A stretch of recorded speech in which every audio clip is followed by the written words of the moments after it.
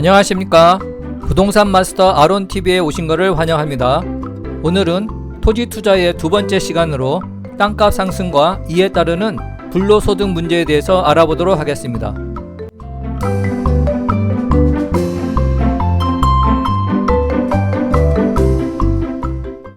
문재인 정부 들어 3년간 민간 소유 땅값이 2,670조 원 상승했습니다. 연평균 땅값 상승폭도 현 정부에서 가장 컸던 것으로 나타났습니다.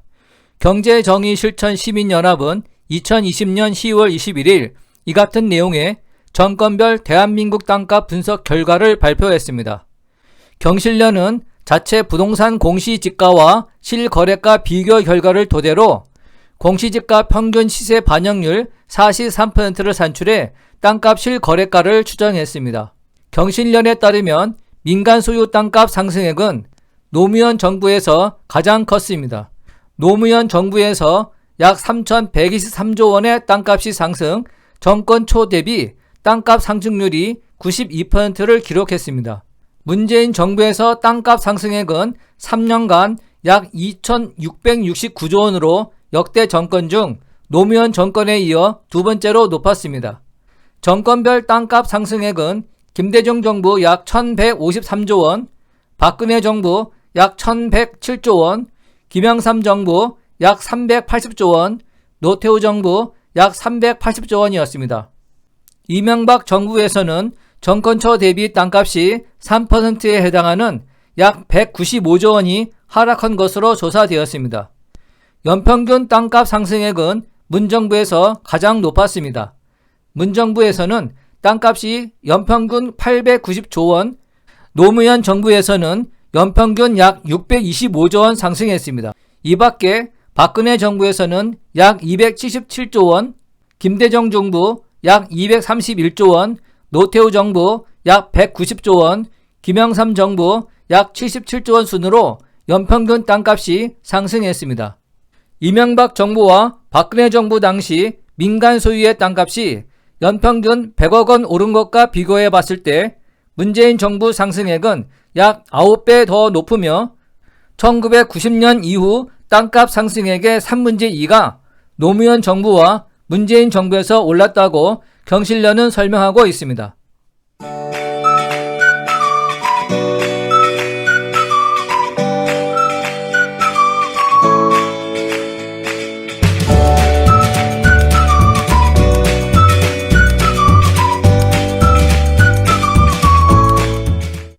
공시지가가 도입된 1990년 말 1,480조 원이었던 민간 소유 땅값은 30년이 지난 2019년 말 일경 104조 원으로 6.8배 8,620조 원이 상승했고 문정부 3년간은 2,669조 원이 상승했습니다. 경실련은 문재인 정부가 불로소득 주도 성장을 해왔다고 비판했습니다. 연간 가구소득은 2016년 말 5,172만원에서 2019년 말 5,724원으로 3년간 552만원, 최저임금은 1,622만원에서 2,154만원으로 532만원이 증가했는데 땅값은 2,669조 원 상승해 가구당 1억 3천만원이 증가했다는 것입니다. 문재인 정부 기간 불로소득이 가구소득 증가액의 23배가 증가했고 최저임금의 25배가 증가했습니다. 이는 소득주도 성장이 아니라 불로소득주도 성장을 해온 것이라고 지적을 하고 있는 것입니다.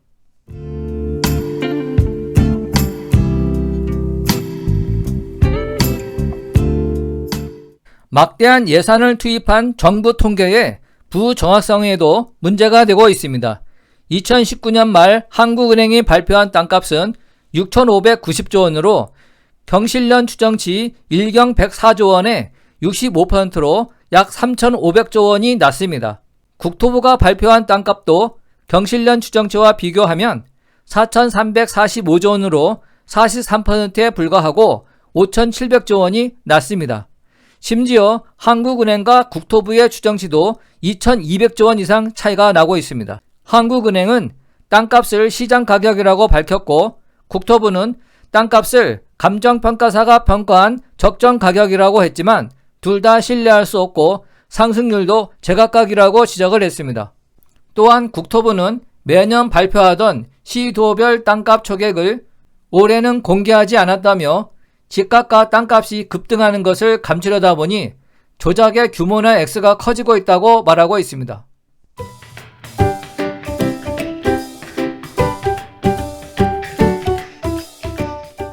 국토부는 매년 발표하던 시도별 땅값 총액을 2020년에는 공개하지 않았습니다.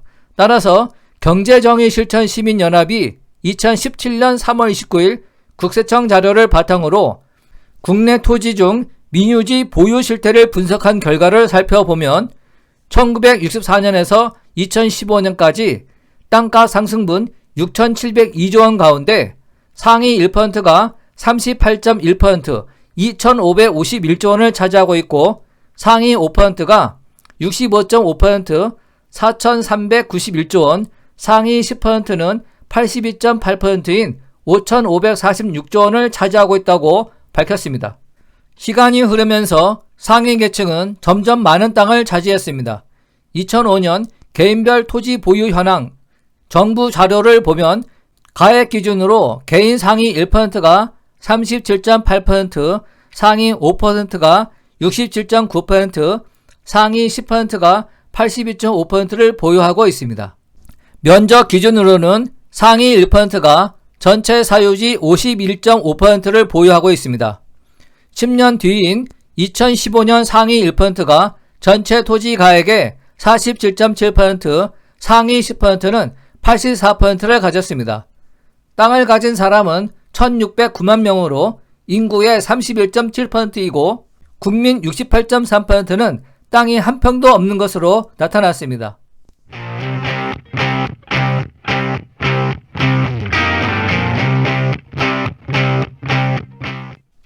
20년간 불로소득은 임금 상승액의 14배에 달합니다. 연간 한국은행이 발표한 민간 토지 가격과 경실련이 파악한 아파트 용지 시세 반영률 등을 적용해 시세 반영률을 다시 적용한 결과 2018년 말 기준 대한민국 땅값은 일경 1,544조 원이고 이 가운데 민간 보유 땅값은 9,489조 원입니다. 개인은 51년간 불로소득 6,702조 원 가운데 65%인 4,357조 원을 차지하고 있고 이 중 약 50만 명인 상위 1%가 1,545조 원 35.5%를 챙겼다고 경실련은 추산했습니다.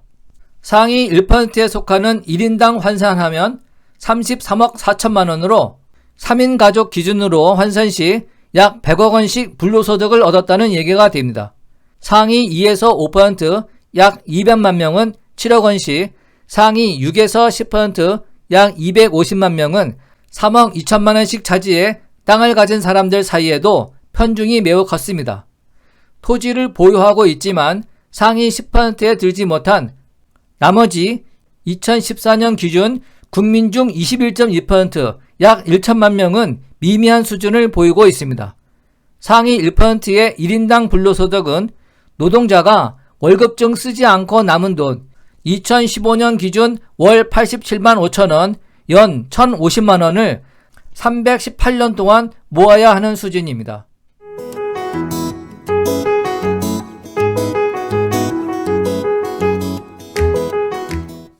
위쪽 그림에서 보는 것처럼 상위 1%의 50년간 불로소득 누적액 33억 4천만 원은 월급쟁이 가구의 연 흑자액 1,050만 원을 318년간 모아야 하는 금액이고 상위 2 내지 5%의 불로소득 7억 원은 67년, 상위 6에서 10%의 불로소득 3억 2천만 원도 30년은 모아야 되는 금액입니다.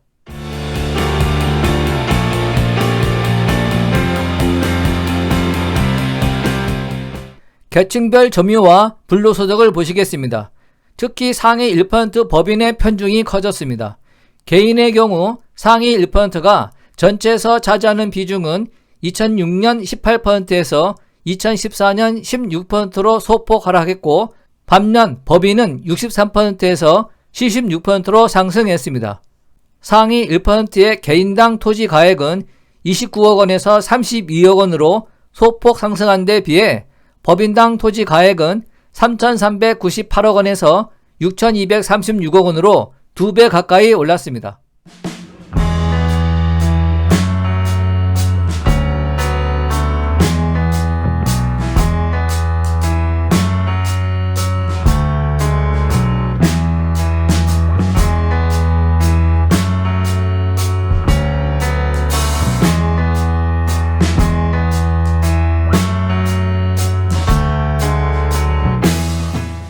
박근혜 정부 국정농단의 장본인 최순실 씨가 1988년 12억 6천만 원에 매입한 신사동 빌딩은 시세 150억 원으로 추정돼 불로소득만 137억 4천만 원으로 보입니다. 이명박 전 대통령이 현대건설 사장 시절인 1977년 4,527만 원에 대지를 사서 지은 서초동 영포 빌딩은 땅값 시세만 161억 원을 넘는다고 합니다. 기업의 경우 한국전력이 1970년 1억 2천만 원에 매입한 삼성동 부지는 45년 뒤인 2015년 10조 5천억 원에 현대자동차 그룹에 매각이 되었습니다. 잠실 제2 롯데월드 부지는 1987년 819억 원에 매입한 후 30여 년 가까이 공터로 방치가 됐습니다. 제2 롯데월드 건립 이전 주변 시세로 추정한 땅값은 8조 2천억 원이라고 경실련은 계산했습니다. 삼성생명 태평로 본관 4억 원, 1984년 동방프라자에 982억 원에 매입했으며 2016년 부영그룹에 5,800억 원에 팔렸습니다.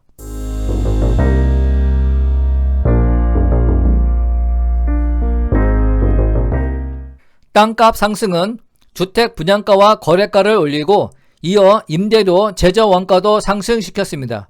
그 부담은 집이나 땅이 없는 서민, 영세 자영업자, 소비자가 상당 부분 떠안게 됩니다.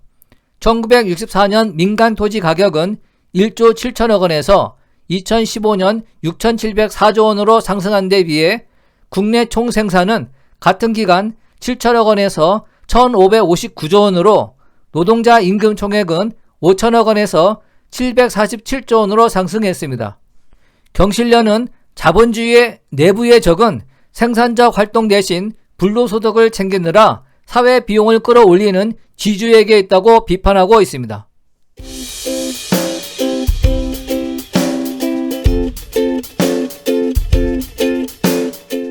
본 강좌가 유용했다면 구독과 좋아요 꾹 눌러주시고 궁금한 점은 댓글을 남겨주시기 바랍니다. 감사합니다.